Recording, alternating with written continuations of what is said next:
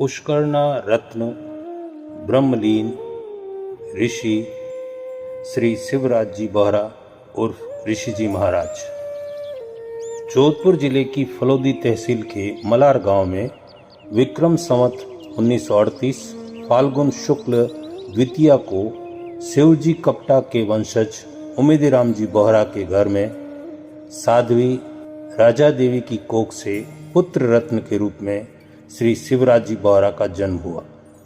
होनहार बालक के रूप में जो चिन्ह होने चाहिए वे सब आप में विद्यमान थे। ज्योतिषियों ने कहा यह बालक आगे चलकर महापुरुष होगा तथा प्राचीन महर्षियों का स्मरण करवाएगा। 9 वर्ष की उम्र में आपका यज्ञोपवीत संस्कार हुआ। विलक्षण बुद्धि के इस बालक की मूल प्रवृत्ति वेदाध्ययन की थी। बाल्यकाल से आपको एकांत में रहना पसंद था, अतः आप मलार के वन में जाकर ऋषियों की भांति गायत्री को भजते। पुत्र की इस स्थिति के कारण घरवालों ने आपको विवाह बंधन में बांधने की सोची, लेकिन आपका बचपन से ही संकल्प था कि मैं मेरे जीवन में न तो विवाह करूंगा और न ही किसी सांसारिक वस्तुओं के लिए व्यवसाय करूंगा। केवल गायत्री जप एवं चारों वेदों का पठन पाठन ही आपका मुख्य उद्देश्य था। आप आजन्म ब्रह्मचारी रहकर वेद पढ़ने व पढ़ाने का विचार रखते थे। 15 वर्ष की आयु में आपके पूज्य पिताजी का स्वर्गवास हो गया।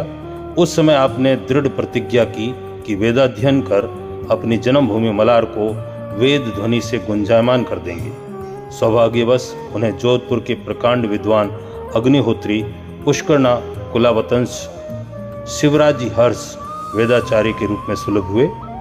गुरु तथा शिष्य का नाम समान होने के कारण गुरु माता ने आपको ऋषि की उपाधि दी।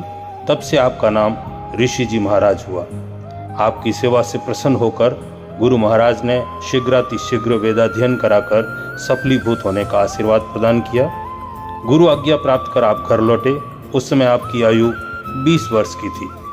ब्रह्मचार्य के तेज से मुख की कांति सूर्य के समान देदीप्यमान थी। शारीरिक शक्ति भीम की तरह और स्फूर्ति विद्युत की सी थी। जहाँ वेदों का नाम नहीं जानते थे वहाँ घर घर कर्मकांड व वेद ध्वनि गूंजने लगी।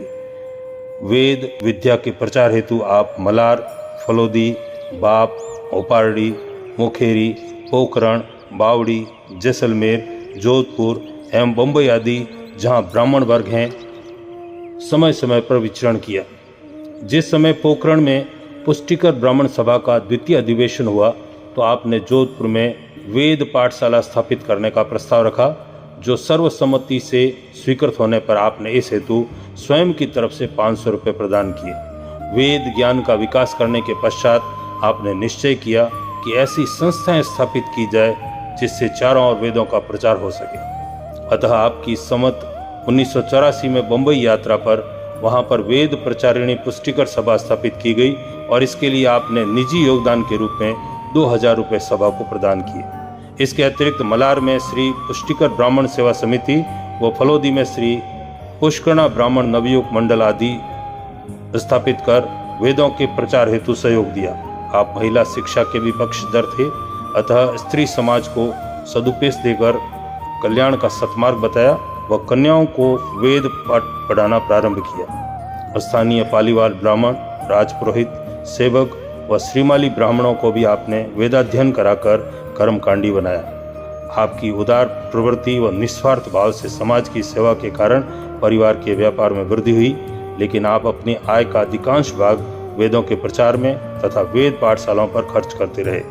संवत 1970 ईस्वी सन 1913 में आपने जनहितार्थ बगीची बनाई, जो ऋषियों की बगीची के नाम से प्रसिद्ध है। आपका निवास यहीं पर रहा और यहाँ श्री ऋषि वेद पाठशाला का संचालन भी हुआ। संवत 1993 में शिव मंदिर का निर्माण भी करवाया गया। आजीवन ब्रह्मचर्य व्रत को धारण करने वाले ऋषि महाराज इसी प्रकार गतिशील रहते हुए विक्रम संवत 2000 आषाढ़ कृष्ण पक्ष की तृतीया को इस पार्थिव शरीर को छोड़कर चिर समाधिस्थ हो गए। फलोदी की इस महान विभूति ब्रह्मलीन श्री शिवराज जी बोहरा और ऋषि जी महाराज को एक दिव्य मूर्ति के रूप में स्मरण करते हुए हम सभी उनके प्रति श्रद्धा एवं सद्भाव पूर्वक सादर नमन करते हैं। जय श्री मां लठिया।